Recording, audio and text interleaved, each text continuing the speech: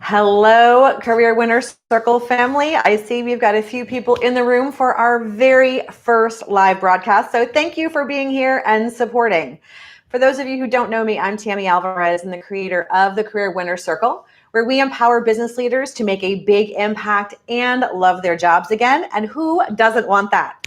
So do me a favor in the chat window, just pop in, tell me who's here, tell me what you have to celebrate today, because we are all about making positive impact. And we're going to be doing this every Wednesday at 12 o'clock Eastern. So I'm looking forward to seeing you here and seeing the community get even bigger. You guys have known that I am on a tear right now about networking. And so if you checked out the LinkedIn profile or the recent YouTube videos, it is all about networking. And I was on a call with one of my clients and they're like, why are you making such a big deal about this? And the reality is, from a networking perspective, it is the holy grail to all things that tie back to your career success. And when we talk about networking, there's so many challenges. It's like working out. You know you're supposed to do it, but you really don't go to the gym as often as you need to, go for that run as often as you want to. And one of the big blockers that keeps showing up for my clients over and over again is this concept of getting ghosted. And you're out there, you're having those conversations, everything is great, you're doing all the things you're supposed to do, and then all of a sudden, you're done with the conversation and it's crickets, and you got nothing. And you feel like an idiot, and it gets in your head, and you don't want to stalk, and you've got all these things that are going on. So what I want to do today is we are going to talk about the 3 things that you can do right now to do your part to help stop the ghosting. Because I have a confession to make, and I used to be a ghoster. And I hate to say it because I've been on the other end and it totally sucks. But really, I was that girl. I know what happens. And because I know what happens, I can tell you guys what you can do to prevent yourself from getting ghosted from people like me when I was running a giant corporate job and just crazy busy all the time. So there are 3 things that I want you to remember every single networking conversation. And we're going to dive in a little bit deeper so you have a chance to know what I'm talking about. And then I'll have a few other videos for you towards the end of the week that is going to even give you more information. But when you are having a networking conversation, I don't care whether you're looking for a job, trying to do business development, or just trying to further your career, every single conversation you have needs to have 3 things. The first thing it needs to have is a big what's in it for me.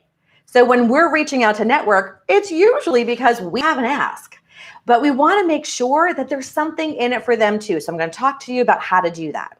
The second thing is that you need to be really, really specific with your plan and your backup strategy. And we'll get into that a little bit more in just a second. And then the third thing is, I guarantee you, none of you are following up nearly as much as you need to because you don't want to bother. And so we're going to talk about that in terms of how do you really and how much do you really need to follow up to make sure that you are doing everything that you can do to keep that conversation going. So let's talk about what's in it for me.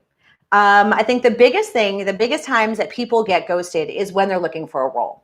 And you're working with recruiters or you're working with, low-level managers that aren't ultimately going to make that decision. And like, yep, we've got a few more candidates to interview and we'll get back to you. Now, that is the kiss of death. You never, ever leave a conversation that way. What you need to do is you need to give them an incentive to get back to you.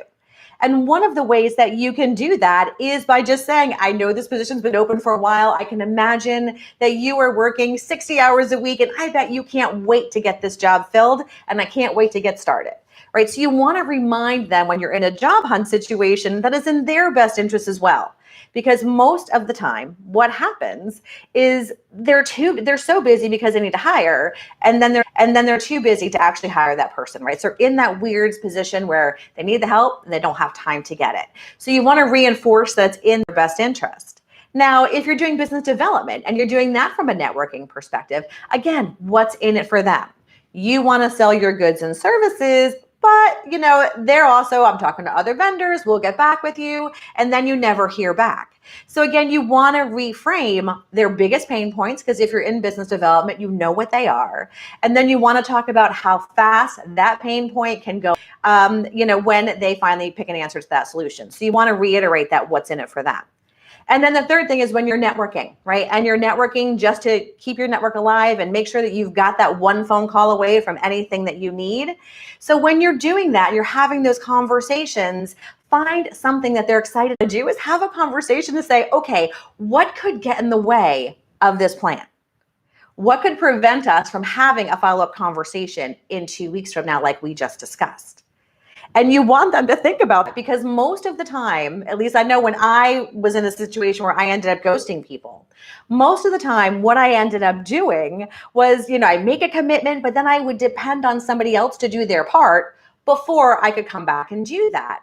And then when they didn't do it, then that made me late and I got busy and I'd forgotten all that stuff. So when you bring that to the front of the conversation, saying, okay, who else is in, what could get in the way of us actually having that conversation? All of a sudden, you start to know the barriers and how many dependencies that person has. And then you start to get a feel for, okay, so next time you follow up, if you're not hearing back, you know that there's a cog in the wheel and you can help unstick that cog when you have that opportunity. So you want to make sure that you take it beyond the when's a good time to follow up and do all of that, plus add in what could prevent us from getting where we need to go by the time frame that we just discussed. And then the last thing I want to talk to you about in terms of what you need to do every single time is you need to 10x your follow-up. In the chat window right now, give me a sense of, when you have a networking conversation, how many times you follow up with a person before you realize, I don't want to be a bother and I'm going to step back? Is it 1, 2, 3? What is the normal time, right? So let me know how many times you guys normally follow up, because I'm really curious. Most of the people I talk to throw 1 or 2 emails out and then they back off. And you shouldn't do that, because people are busy. They have the attention span of a 5-year-old. And if you are not in their face all the time, you're never, ever going to get where you need to go. Because out of sight is out of mind, regardless of their best intentions. But how do you do that without sounding like a total stalker, right? You don't want to do that. And so you want to find a variety of different ways to make sure that you can stay present and persistent in that person's, sphere of influence. And you can do that by doing a very specific follow-up, right? So, yep, we said we were going to talk in 2 weeks. It's been 2 weeks and 1 day. I'm checking in on you. But then you can also have so many other techniques. Some of the other things you might want to think about is sharing an article with them that you know that they're going to find interesting. Asking them a question that you know they're an expert in and saying, oh, I was just talking to another person over here. What's your opinion about that? You can also take a look at what they're doing on LinkedIn and where they are in social, share their things, like their things, because they do check out and say who likes my stuff and who's sharing that. And so you just want to make sure that you are able to stay persistent in that person's world, 10 times more than you usually do. Yes. And I'm seeing 3 and 4. I saw, maybe 10. All right, Kim, that is awesome. Good for you. But Kim, I know you and I are, share the same spirit in that, in terms of persistence. But again, there's a balance between being persistent and being a pain in the ass. And you don't want that to happen.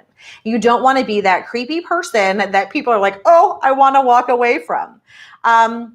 So just make sure that you use different channels and that you are diversifying how you're reaching out to this person. And I've got one more tip for you before we wrap it up. And this is, I think, something I struggle with and something everyone struggles with. And the tip is, get off of technology. Whenever we are focused on technology, that gives us a level of anonymity that really gets us off the hook when we talk about accountability. So if you have somebody that you spoke to on the phone or that you did a Zoom call with and looked in their eye and said, I'm going to call you back next week, you are much more likely to do that than if you got an email. I mean, let's face it, my emails are normally like 500 or 600, messages long. And on average, somebody in corporate America is getting 250 emails a day. And so when you're 100% reliant on technology, you are going to get ghosted significantly more. And it's not because they don't want to talk to you. It's just because you're not hitting them in an area that they feel personally accountable to. So I want to make sure that you really understand that pick up the phone, right? Throw a text message, because I never let a text message go, right? But pick up the phone, have a conversation, schedule a Zoom call, message them through LinkedIn, send them emails, get personal as much as you can. Because when you are behind technology, they have no obligation to get back with you. And let's face it, the guilt factor plays in here, right? I felt guilty whenever I ghosted someone. I always did. Didn't stop me from doing it because I was busy and running, 12-hour meeting to pick up the phone. I will pick up the phone. That way I can apologize and get that ball moving forward again. So you just want to make sure that you put yourself in these people's shoes. And these people, especially now, are insanely busy. They are handling, an incredibly complex work environment in terms of remote work. Are we going back? Are we not going back? Are we going to be in business next week? Are we exploding because, of the different changes in the economic situation? So people are all dealing with uncertainty. They're dealing with duct tape and baling twine to put things together because that's what we have right now. And so when we think that we need something, it's kind of in our universe, and it's the most important thing to us. And while people may be willing to help, or they may need your help in either, from a business development or from a job search perspective, sometimes people just can't get out of their own way to get the conversation going and to get this over the finish line. And so it is 100% up to you to make sure that they have a reason to get back to you and they know what's in their best interest and why. That you have a backup plan and that you know exactly what's going to happen, who's in the decision-making chain, who could possibly not deliver their part to delay the conversation, so that way you've got that full context as well as they do. And then you also know that you need to follow up 10x more than you really are. Only start to get creative about it. Do something different, be innovative, be informative, be funny. I mean, every now and then I'll just throw like a dumb, joke out an email just because you need to lighten things up a little bit. I don't know if you saw the killer tomato thing I put on LinkedIn about a week ago, but there's like 700 people that looked at that. Like, oh, if they only read my real post that much, that would be great. But so you just got to mix it up a little bit, right? And you guys all can do that. And I know you can, but you need to have a plan and you need to stick to the plan and you need to make sure that you do that. So hopefully these tips are going to help you realize that, yes, you do have a role to play in stopping the ghosting, stopping the ghosting cycle. So you are not a victim. You are not out of control. You're not crazy. You're not interested. You're not uninteresting. None of those things. So those things that we think about, like, oh, they're not interested or whatever, not true.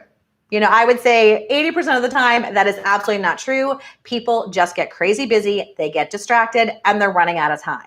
So you need to make it painfully easy for them to follow you, find you, and remember that, yep, I need to get back to them and this is exactly what I want to do. So hopefully this is helpful. I know I promised to try and keep these to 15 minutes so that way we can just get a power pack information session in. Again, I'm going to be doing these every Wednesday. So what I'd also love to see in the chat window or throw me an email is what else do you want me to talk to you about? Because I can roll in and riff on anything. So send me your ideas. I'm also going to put a link in the post. I've got a free download for you guys called 35 Foolproof Conversation Starters. So if you're stuck on trying to figure out, okay, how do I start the conversation? How do I keep it going? Then absolutely download that. It's going to be, it gives you 35 different ways to do it. And if you've got questions, you can always find me online, on LinkedIn, all that kind of fun stuff. So thank you for all the comments. Thank you for not making me talk to myself on my first live, because I hate that. And I'm going to see you guys from training later on tonight, and I'll see the membership team next week. So have a great day. Stop getting ghosted. And the challenge to you today is to go find somebody in your network that you have been waiting to hear back from and start to do those techniques that we just talked about. So that is your challenge that I'll leave you with. Have a fantastic day, guys, and we'll talk soon. Take care.